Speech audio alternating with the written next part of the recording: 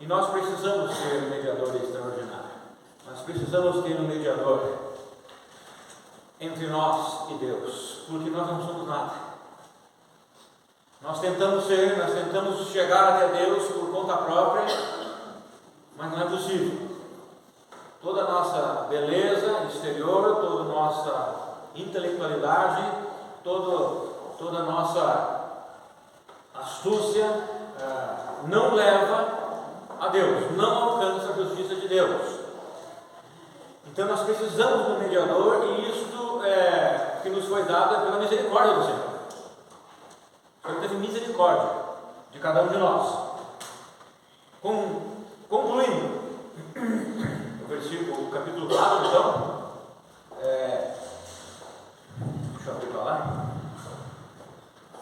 O capítulo 4 é um descanso sabático para o povo de Deus, e ele vem agora falando de Jesus, o grande sumo sacerdote, concluindo: tendo em vista que temos um grande sumo sacerdote, que foi capaz de adentrar os céus, Jesus, Filho de Deus, mantenhamos com firmeza a nossa declaração pública de fé. Essas palavras aqui são importantíssimas. E há muita coisa aqui a se falar. O sumo sacerdote, lá no Antigo Testamento, era aquele que mediava a relação do povo hebreu com Deus.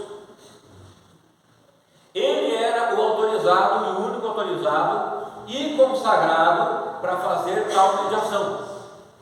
Ele mediava o perdão dos pecados entre o povo de Deus e o seu trabalho em oferecer as ofertas. Ele apaziguava o coração de justiça de Deus sobre o povo. E então, o povo não era consumido pelo fogo purificador de Deus. O povo de Israel sempre foi um povo idólatra. É por isso que no Novo Testamento nós não temos mais nada de idolatria, porque eles sofreram muito com a idolatria. E o povo de Israel era um povo, de certa forma, ele começou como pagão, com Abraão, vindo de um povo pagão, e era o povo escolhido por Deus para mediar o testemunho de Deus entre os povos da terra e Deus. E o sumo sacerdote era o único autorizado por Deus para mediar a relação, o relacionamento do povo de Israel com o Senhor Deus. Então ele tinha essa autoridade provida da parte do Senhor. Então no Antigo Testamento, o sumo sacerdote era uma figura muito importante para o povo judeu. Mas também ele era um humano e pecador como os demais do povo, o qual também precisava de ofertas e sacrifícios para que seus pecados fossem perdoados. O livro de Hebreus, ele tem uma relação muito grande com o livro de Levítico. E eu estou fazendo os dois. Faz tempo que eu não falo de Levítico, mas voltarei logo em breve. Então, por que Então, o sumo sacerdote, ele era uma figura muito importante, porque ele era o autorizado por Deus, Deus assinou embaixo, para mediar a relação do povo com Deus. Então, se alguém tentasse ter um relacionamento com Deus, com relação às ofertas, sem essa mediação, não iria ser aceito. Ia ser visto como alguém rebelde, ou alguém que é ignorante, que não entendeu.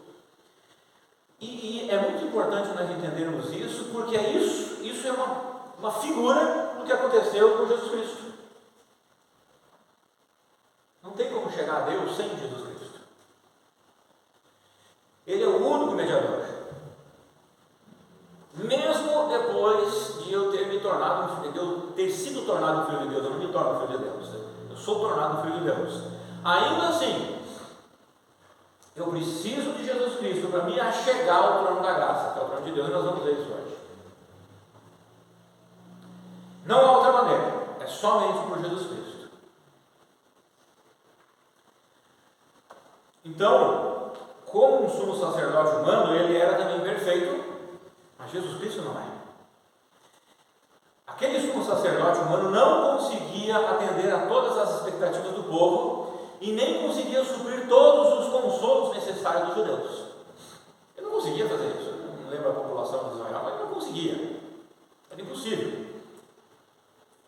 O sumo sacerdote conseguia, ou vários, atender a todas as expectativas do povo, até porque, como hoje na igreja, também no povo de Israel, somos pecadores e temos expectativas ilusórias, enganosas e carnais e pecaminosas a respeito de Deus em nossas vidas. Então até é impossível, né? Era impossível o sumo sacerdote atender a todas as expectativas do povo e até consolar todos. Por isso que o verso 14 mostra que agora nós temos um sumo sacerdote perfeito, que é Jesus Cristo. Ele consegue atender todas as nossas expectativas não pecaminosas. Se eu tenho expectativa a respeito de Deus, carnal, orgulhosa, pecaminosa, eu abraço causas que não tem nada a ver com a Bíblia, são evangélicas, são cristãs, não tem nada a ver com a Bíblia. Jesus Cristo não empenhou a sua palavra em suprir a minha expectativa com relação a isso, mas ele prometeu cumprir com a sua palavra e nos atender às nossas expectativas que são de acordo com a vontade dele. Nós temos lá João fala isso: tudo que pedires em meu nome eu vos farei. A pessoa quer dizer que tudo que eu pedi no nome de Jesus eu falei, ele vai fazer para mim? Não, calma. Não interprete isso como um mantra, não é um mantra. Não é. Se eu pedir algo em nome de Jesus, quer dizer que eu vou estar pedindo algo em conformidade com a vontade dele. Então não é simplesmente um mantra. Eu te peço em nome de Jesus, ele vai me dar agora. Não é assim. Não funciona as coisas. Então, esse sumo sacerdote que nós temos é diferente do antigo, porque ele é perfeito. Esse sumo sacerdote consegue consolar todos os filhos de Deus em qualquer parte do mundo, ao mesmo tempo. Ele consegue fazer isso. Eu mesmo, como pastor, não consigo consolar todos os corações das minhas ovelhas, mas Cristo consegue.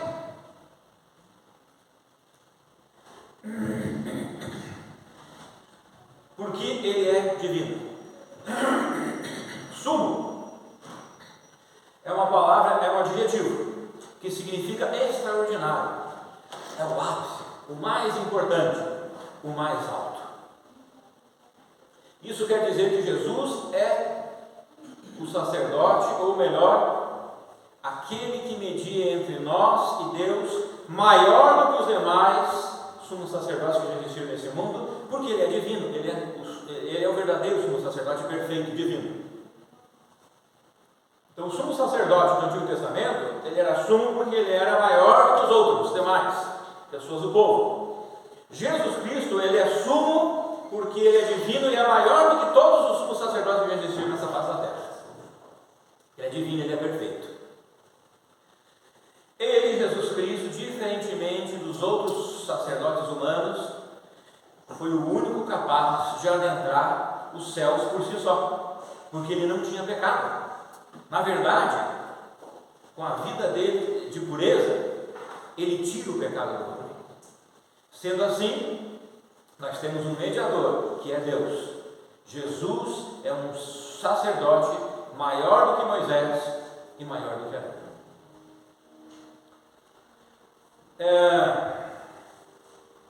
Você vê em algum lugar da Bíblia falando Arão morreu, a gente, se eu não me engano, fala da morte de Arão, né? Alguém lembra? Ele fala da morte de Arão, né? Fala. E lá, uma coisa eu lembro, nenhum fala que vou pegar Arão, Arão morreu e está à direita de Deus. Moisés morreu e está à direita de Deus. Mas aqui está falando que Jesus está à direita de Deus. Moisés e Arão estão vivos, sim, mas não à direita de Deus, no trono de Deus, pelo menos. Mas Jesus, sim, ele está à direita de Deus. Esse versículo fala isso. Sendo assim, o nosso perdão está garantido, porque o nosso sacerdote é o maior de todos.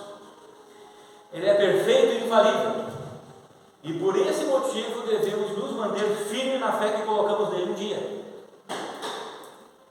Não é isso que o versículo fala? Olha lá, 14.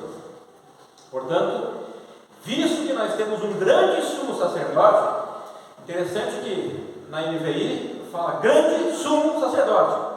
Sumo já é grande, mas ele intensifica grande e sumo, né? Grande e extraordinário sacerdote, que adentrou os céus.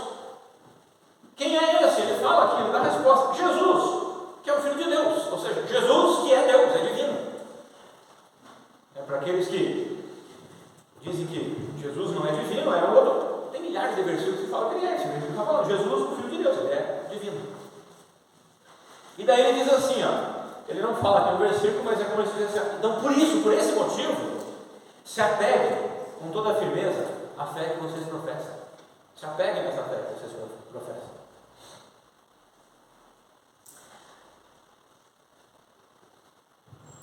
O capítulo 4 ele começa falando do descanso. E há dois tipos de descanso. E na última pregação que eu dei sobre Hebreus, eu preguei em cima desse texto, expliquei isso. E há dois tipos de descanso que está explícito nesse texto, nesse capítulo, pelo menos, né? O descanso eterno e o temporal. O descanso eterno não quer dizer que eu ficarei descansando numa cama, numa rede, sei lá, no lugar, na beira do rio, no parque, a eternidade. Não é isso que está dizendo. Eu serei muito ativo na eternidade, mas eu não vou me cansar, porque eu serei restaurado. Eu terei um descanso definitivo da carne, dos pecados, das lutas que militam na minha carne.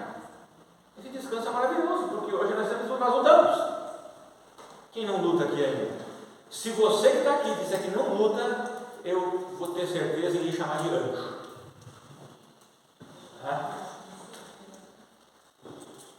Mas não tem nenhum anjo, então todos nós lutamos. Lutamos em muito com nossos pecados, com a nossa carne, com a nossa mente. A gente luta demais, porque habita em nós ainda o velho homem. Então assim, e o descanso temporal? É a paz que todo mundo procura. É a paz que muita gente procura. E só em Cristo eu posso ter essa paz. Então só como um filho de Deus eu posso ter essa paz. Infelizmente muitos filhos de Deus não têm essa paz. Eles têm Cristo, já têm a salvação, mas não têm a paz. Já têm a paz de não ir mais para o inferno, mas não têm a paz diária. Essa paz, esse outro descanso que o texto fala. A paz diária. Por que muitos crentes não têm essa paz diária? Porque eles ainda idolatram coisas em suas vidas, não mais uma imagem, uma figura, mas coisas importantes, causas que eles acham importantes, eles idolatram e não conseguem ter paz. Eles vivem uma vida de luta constante, interior e exterior. Eles entendem errado sobre as guerras do Velho Testamento e as lutas do Novo Testamento, que diz que a nossa luta não é contra a carne e o sangue, mas contra as hostes espirituais, mas vive lutando contra pessoas. E o Velho Testamento era a guerra mesmo de matança, né? E muitos parecem que querem isso, desejam isso. E não tem paz, mesmo como crente, não consegue ter paz. Tem a paz da salvação, já recebeu a salvação, tem a paz que não vai mais para o inferno, beleza. Tenho paz isso, vou para o céu. Mas no seu dia a dia, são pessoas perturbadas, são pessoas conturbadas, são pessoas confusas, são pessoas que São crentes que a sua mente não consegue parar um minuto, porque elas sempre estão maquinando uma resposta, ou uma vingança, ou maquinando como o mundo maquina. Não tem paz, são sem paz. Aquele que não se manter firme na fé está com a salvação garantida por causa do perdão perfeito dos seus pecados, mas poderá perder, galera, na eternidade, e perder parte desse descanso neste mundo que é a paz de Deus. Este é mais um argumento do escritor de Hebreus para os seus ouvintes: não desistirem da fé, não voltarem atrás, não voltarem para o judaísmo, mesmo perante as perseguições. Não deveriam voltar. Paulo foi um enorme exemplo disso. Paulo, ele sofreu muito, mas ele sempre dizia: o meu Senhor sofreu mais. O texto que eu li lá no início fala, Paulo defendendo o seu apostolado, e Paulo era muitas vezes pressionado a fazer mudanças nos seus princípios, principalmente que essas pressões vinham dos judaizantes, que pressionavam ele a amenizar a sua mensagem, a nova mensagem de Cristo, para misturar a mensagem dele com a lei. E sabe o que Paulo disse? Eu vou ler. Abre lá para Gálatas, capítulo 1. Eu tenho isso na minha vida. Vou ver se eu acho agora aqui, passozinho.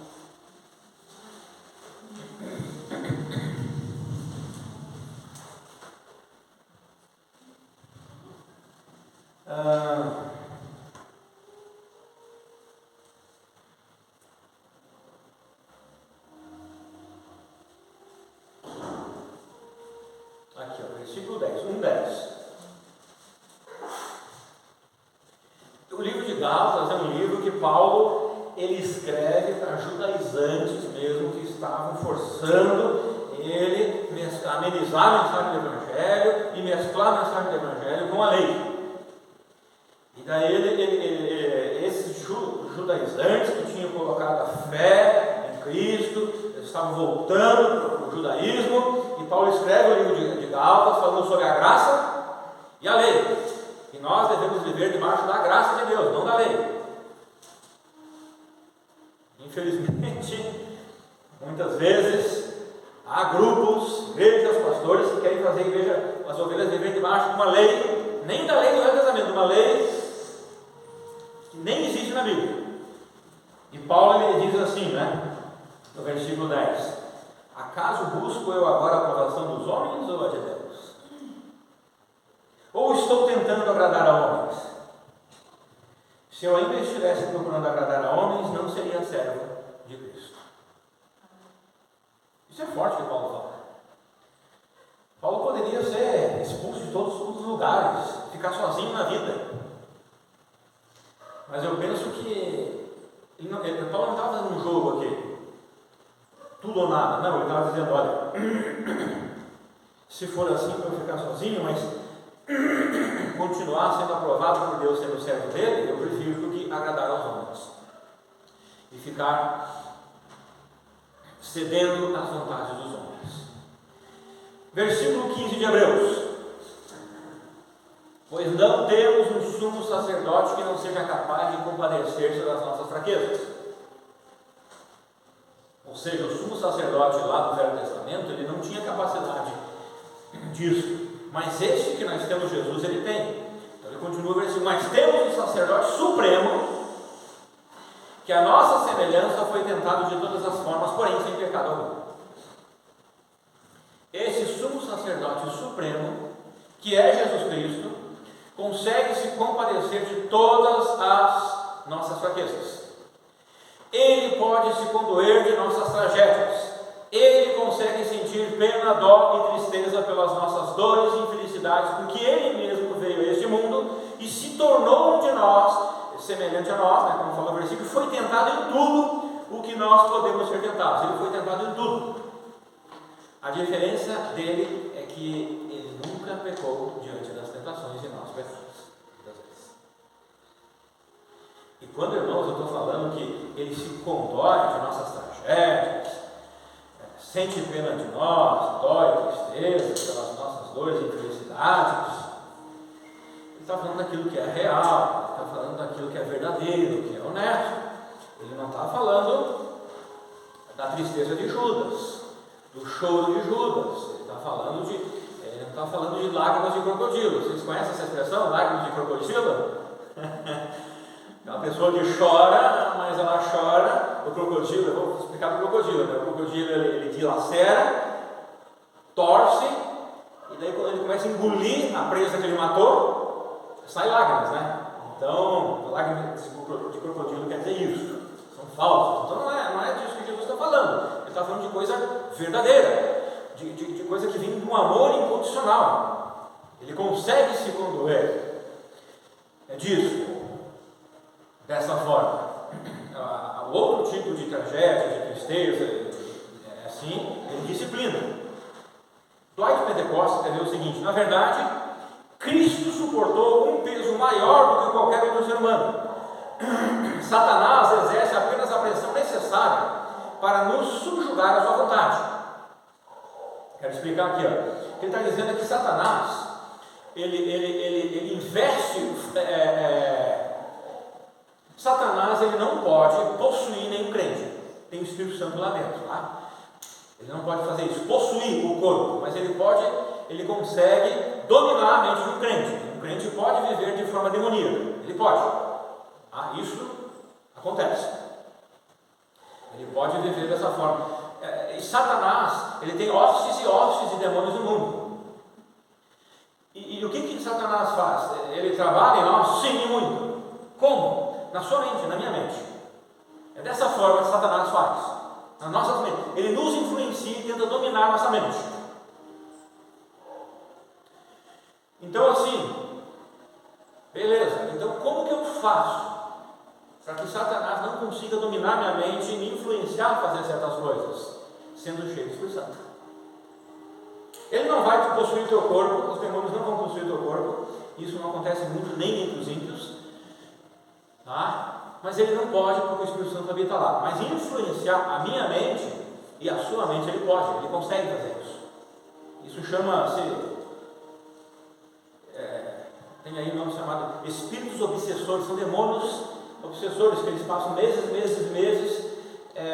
não sei se é assim que fala, obsediando a mente das pessoas, dos incrédulos e dos crentes, para que esse se entregue, esse seja convencido a fazer aquilo lá, alguma coisa assim. Então assim, se você perguntar para mim, pastor, macumba pega em crente? Pega. O que é macumba? Levítico, vocês que participaram dos cultos que eu preguei em Levítico, vocês lembram das ofertas de Deus, a Deus, as oferendas? Vocês lembram? O sangue, tinha uma oferta que não era com sangue, né? A macumba é isso. Satanás sempre quis ser igual a Deus. Sempre, hoje também. Então, quando no Antigo Testamento, em Levítico, o sumo sacerdote oferecia a oferenda, a oferta, seja de manjares, que era de grãos, ou seja de sangue, era para apaziguar o coração de Deus com relação à sua justiça, para perdoar o povo. Os trabalhos que o povo faz aí é uma imitação daquilo lá, do Velho Testamento, é uma imitação. Tem oferendas que é de sangue e outras não são. Que a pessoa oferece, eles falam entidades, não são demônios, né? Oferece e faz um pedido. Não é para pedir perdão, porque Satanás não pode perdoar ninguém, né? Satanás quer que a pessoa pegue mesmo. Faz pedido. E esses demônios, então, eles vão trabalhar com relação àquele pedido. Eles vão trabalhar. Então, a macumba em si, o material, ela não tem valor algum em si, ela não existe algo místico nela, nos materiais. A questão está no trabalho espiritual, na batalha espiritual. E pode sim vir trabalhar na vida de um crente, não tem problema nenhum. Só que se eu estou andando com Deus, cheio do Espírito Santo, posso sentir uma opressão, posso sentir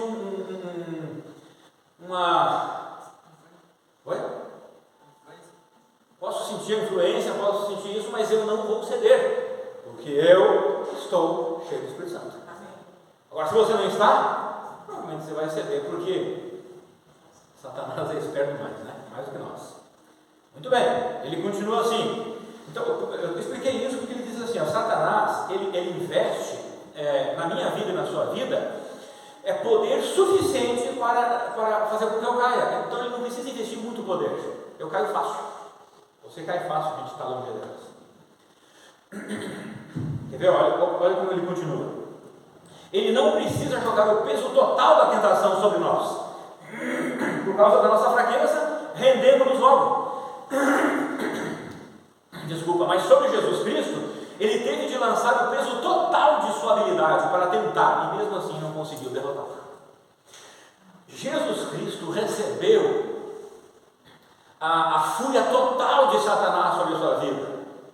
Eu e você não recebemos isso, porque não precisa. Qualquer coisinha ele consegue derrubar. Mas Jesus Cristo, ele teve que ir com tudo que Satanás tinha, todas as suas armas, todas as suas hostes, para tentar derrotar, e não conseguiu. Por isso que ele é nosso sumo sacerdote. Por isso, Cristo suportou tentação muito pior do que qualquer ser humano já experimentou. E tendo sido tentado dessa forma, ele sabe o que significa e é capaz de identificar-se conosco quando somos tentados. Pelo fato de ter suportado essa tentação, ele agora é um sumo sacerdote misericordioso, fiel, compassivo e compreensivo. Então, assim, nunca mais diga: não, o Senhor Jesus não sabe o que eu estou passando. Nunca mais diga isso. Não, o que eu estou passando, Jesus não passou esse tipo de tentação. Nunca mais fale isso. Nunca mais abra a boca para falar algo assim. Isso não é verdade. Agora, de quais fraquezas o nosso Senhor se compadece? O que ele diz ali no versículo 15: ele foi tentado e nunca pecou. E talvez seja essa a nossa fraqueza. Nós somos tentados e muitas vezes caímos. Não precisamos mais de sacerdotes humanos para mediar nosso relacionamento com Deus, até porque os sacerdotes humanos não tinham a capacidade de se compadecer por todos os seres humanos como tem o nosso Senhor Jesus Cristo. Então, o versículo 15 diz lá, né? Pois não temos um sumo sacerdote que não possa compadecer-se das nossas fraquezas. Então a pergunta vem: que fraquezas? Provavelmente, pelo contexto, são as fraquezas que nós temos com relação a cairmos facilmente perante as tentações. Ele se compadece.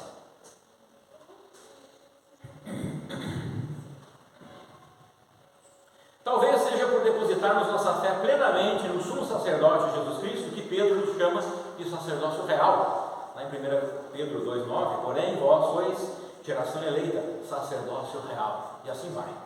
Nação santa, povo de propriedade exclusiva de Deus, cujo propósito, qual é o propósito de nós, de cada um de nós? Proclamar as grandezas daquele que vos convocou das trevas para a sua maravilhosa luz. E eu pergunto: você está proclamando as grandezas de Deus na sua vida? Se não, o que você está fazendo na sua vida?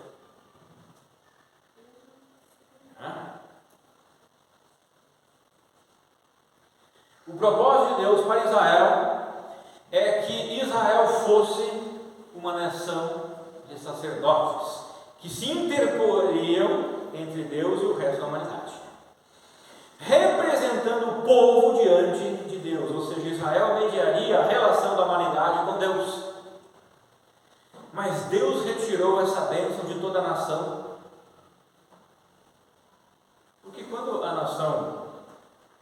Por que a nação, o reino do norte de Israel? Bom, primeiro houve divisão. Israel, é coisa horrível, feia isso. Houve divisão, norte e sul. Daí o norte se embrenhou no pecado de uma forma assim, satânica mesmo. Era o povo de Deus. Como eles poderiam começar a adorar o próprio Satanás? Era o povo de Deus. E o que aconteceu com o Reino do Norte? Foi eliminado. A Síria eliminou. E o do Sul depois? Foi para a escravidão, voltou, mas foi para a escravidão. Deus tirou essa bênção. Olha que bênção que Israel tinha.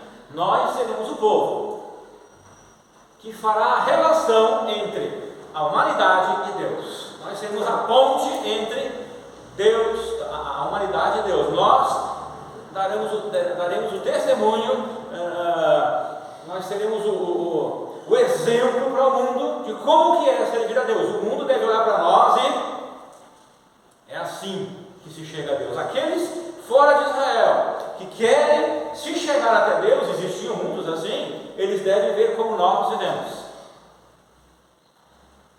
Agora, o reino do norte, idólatra do jeito que era, né? Adorando a Satanás, e o reino do sul, escravo na Babilônia, eles estavam demonstrando como realmente servir a Deus. Alguns do povo sim, mas não toda a nação mais. Nós temos, um dos casos é a Mordecai, né? Era Mordecai, o tio da Esther. Esther, uma moça virtuosa. Mordecai, um homem temente a Deus, mas não era mais todo o povo. Eram algumas pessoas, Daniel, Sadraque, Mesaque e Abednego, né? Não lembro os nomes deles em hebraico, eram também, mas não era mais todo o povo.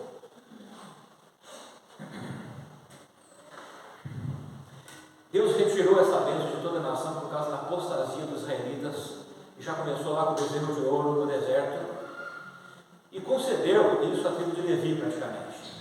Agora, em contraste com o propósito original para Israel, cada cristão é um sacerdote, porque 1 Pedro 2,9 fala isso. É um sacerdote real diante de Deus para o mundo perdido. Mas precisamos nos manter firmes na fé no Senhor Jesus e não voltar atrás, não voltar ao mundo. Pastor, eu já voltei ao mundo e estou vivendo nele. Você precisa tomar uma decisão na sua vida, né? Você precisa sair do mundo e começar a servir ao Senhor em comunhão com a sua igreja. Você então precisa servir ao mundo, né? E ir para uma igreja que serve ao mundo. Você precisa tomar decisão.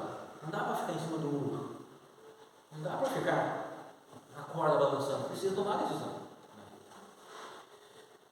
Paulo diz: eu não estou aqui para agradar a homens, mas ao Senhor Deus. Versículo 16: portanto, acheguemo-nos com toda a confiança ao trono da graça, para que recebamos misericórdia e encontramos o poder que nos socorre no momento da necessidade.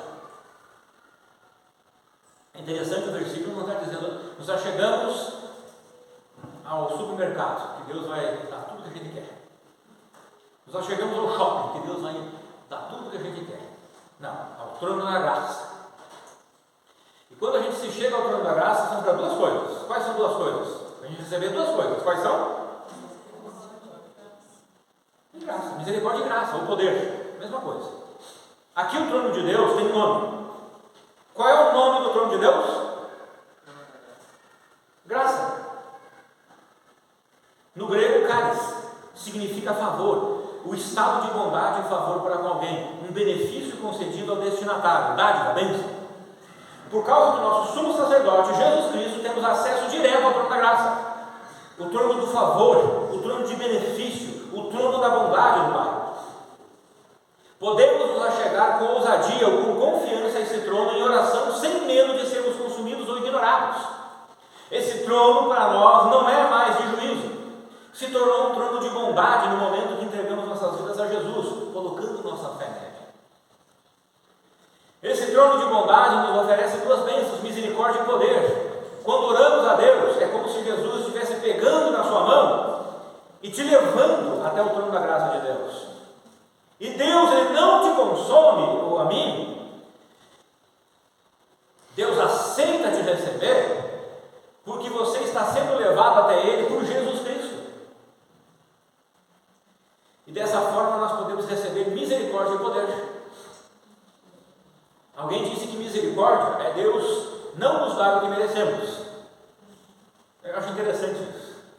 Porque o que eu mereço?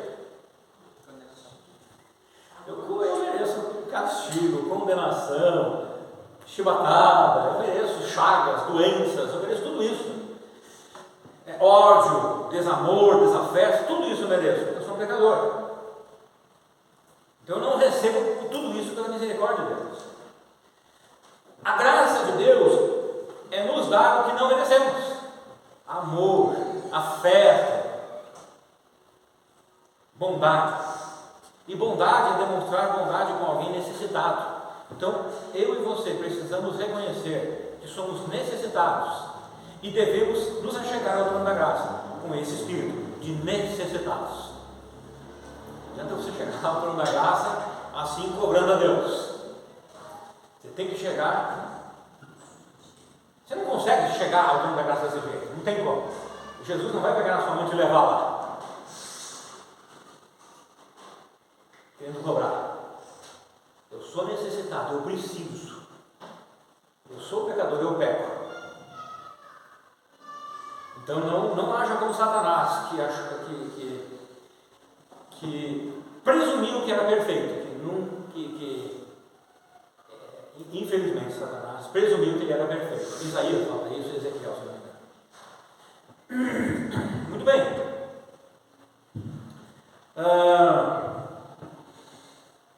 Vai e coloca a misericórdia da seguinte forma: presume necessidade por parte daquele que a recebe. Misericórdia presume necessidade por parte daquele que recebe, e recursos adequados para satisfazer a necessidade por parte daquele que a demonstra. Então Deus tem recursos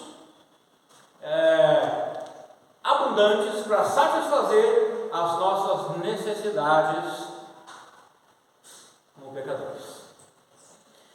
Também devemos nos achegar ao trono da graça para encontrarmos um poder suficiente para nos socorrer em tempos de necessidades e dificuldades. Que poder é este? Provavelmente a graça de Deus, que é a concessão de uma capacitação divina que atenda às nossas necessidades. Então, o poder de Deus é a graça dele, que nos dá um poder especial para que a gente, de capacitação, que a gente consiga ser capacitado. É como você entra numa empresa para trabalhar, então você não sabe bem o trabalho, a empresa, então agora eu vou te capacitar, vou te dar um curso, e depois do curso eu vou te dar as ferramentas para que você seja, pelo curso e as ferramentas, para você seja capaz de exercer e produzir aquilo que a gente está pedindo. Então esse poder, essa graça é uma capacitação divina que Deus nos dá para que possa atender às nossas necessidades. E a pergunta que vem: que necessidades podem ser essas? Oi? Espirituais. Talvez também uma ajuda divina para vencermos, está correto, mas diante do contexto, talvez uma ajuda divina para vencermos as tentações e os desânimos da vida. Então, irmãos, diante de tudo isso, temos um excelente e extraordinário mediador, que nos leva pela mão ao trono da graça e da bondade de Deus, o qual é capaz de nos ajudar em todas as nossas necessidades e nos aceita em Jesus Cristo. O que cada um de nós precisa fazer é apenas adorar e confiar plenamente nele, para que a gente então receba desse poder e dessa misericórdia. Amém?